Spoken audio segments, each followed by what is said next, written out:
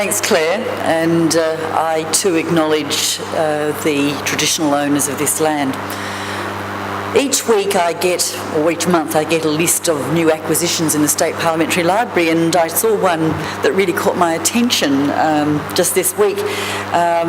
It was about a book by an author called Elizabeth R. de Sombra, and called The Global Environment and World Politics, and the review of it began with a quote which I found was on the back of the book: "Politically, the world is made up of states. Environmentally, the world is made up of ecosystems." So I think it's a very, very interesting question for us to ponder, whether those lines are a service or a disservice, because I am a state politician and therefore limited by those lines on the maps. As well as asking whether peak oil is state's business, which is my topic, we could also ask what Millennium Development Goals have to do with state parliaments. Yet in the South Australian Parliament, the members of the PD have successfully moved motions about the importance of the MDGs. That process educates MPs from different political parties as they go back to their party rooms or caucus to determine whether they're going to support it, and it also educates the members either of the major political parties or the independents and smaller parties as they set about to prepare their response. And in that process of researching and learning, there is that chance that they may start to see things our way.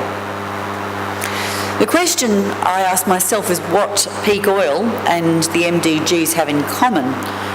Well, the one thing I can say they definitely have in common is that we cannot continue with a business as usual approach if we're going to deal with either of these issues. But beyond that answer, I become very, very pessimistic because it seems to me there may be very little in common. The sad reality is that if the MDGs are achieved within the time frame set, those goals will be reached at the moment that most people in the world will be coming to terms with the impact of peak oil, and cheap energy in the form of fossil fuels will not be available to those people in the developing world, and therefore the standard of living that we've experienced will not be available to them. There is an outside chance that we in the developed nations might have something to learn from the developing nations in terms of agriculture that is not based on oil-based chemicals and pesticides. We might also be able to learn about localised energy and transport systems. Robert F. Kennedy Jr. was a keynote speaker at the Solar City Congress in Adelaide last month, and in his speech he referred to the way we treat the planet as if it was a business in liquidation, turning everything into cash flow and polluting along the way, allowing our descendants to pick up the cost. And we've heard that today about how we are living beyond our means, that we're living off the capital of the earth and not the interest. This is so clear in respect to our use and misuse of fossil fuels. Our cities and our urban sprawl are predicated on a belief, false and also unstated, and therefore never explored, that the supply of oil that we use is inexhaustible. The environment movement has long understood at least that much about fossil fuels.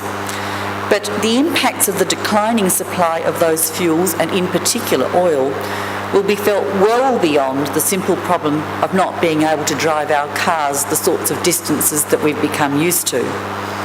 So the initiative of Andrew McNamara, who I am replacing in this session, in raising this issue with then Premier Beattie, who in turn set him up as the chair of the Queensland Oil Vulnerability Task Force, has been groundbreaking. Following the tabling of that report in October last year, a strategy is now being developed to address the issue of oil vulnerability by the same Andrew McNamara, who is now the Minister for Sustainability. Meanwhile, the Senate Rural and Regional Affairs and Transport Committee conducted an inquiry, which I believe was on a reference of Senator Christine Milne, on a very conservative question whether Australia should be concerned about peak oil. That might seem to be very conservative, but for many members of Parliament, they might never ever have considered it. So putting it in those terms would not have been very provocative for them, and they may have been able to approach it with a more open mind. It tabled a report with the title Australia's Future Oil Supply and Alternative Transport Fuels back in February last year, but I am unaware that any government response came from the Howard government or any actions for that matter. Now, I, in the South Australian Parliament, have followed the initiative of Andrew McNamara in moving for a select committee to be set up in the upper house of the South Australian Parliament to look at the impact of peak oil specifically in South Australia. It's quite an extensive motion, but basically it deals with the rising cost of petrol, increasing transport fuel poverty in the outer metropolitan area and regional areas, fuel-efficient cars, alternative modes of transport, the need to increase public transport capacity, implications for urban planning, movement of freight, tourism, expansion of the mining industry, primary industries and food affordability, fuel storage capability, alternative fuels and fuel substitutes. H, optimum and sustainable levels of population under these constraints. The need for public education, awareness and preparedness. The motion will be voted on next month, and I am confident that it's going to pass, although in what form I'm not sure. The government has already given notice of an amendment to refer it instead to the Natural Resources Committee of the Parliament, of which I am a member, and I know that if it's referred to that committee, it means it'll probably be 12 months before we do anything about it, whereas I wanted to get the select committee up and running, so it'll be a short, sharp and shocking inquiry, I hope, so that we can have a result by the end of the year. So that's going to be in the hands of the Parliament. Ideally, the actions in relation to peak oil ought to be taken at a federal level because peak oil is going to require a coordinated national approach. When Darwin was bombed by the Japanese, we did not rely on the Northern Territory to respond. It was a national emergency and it needed a national response. Peak oil, I think, is an impending catastrophe that far exceeds the successful bombing of parts of the Northern Territory. To me, it's more like the equivalent of a sophisticated and sustained nuclear missile strike. But unfortunately, for those of us who have an understanding of this issue, it doesn't have an instantaneous and visible impact with a crater to show for it. Yet it's something that's been creeping up on us from the moment that oil was extracted from the ground. The incoming federal government might in time develop a view, but it's not even part of the scenario for discussion at the Prime Minister's Australia 2020 Summit. Indeed, for those of you who listen to Radio National, Michael Lardelli of Beyond Oil South Australia, in last Tuesday night's contribution to Perspective on Radio National was highly critical of this planned summit. He quotes from the summit website about the intention to examine, quote, how we best invest the proceeds of prosperity to lay the foundations for future economic growth, and, quote, how we plan future population growth at a national and regional level given the constraints of water shortages and sustainability.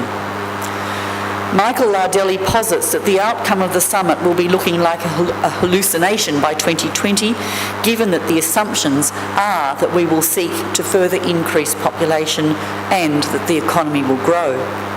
He suggests that Australia and the rest of the world, quote, will be deep in an energy and food crisis of epic proportions by then.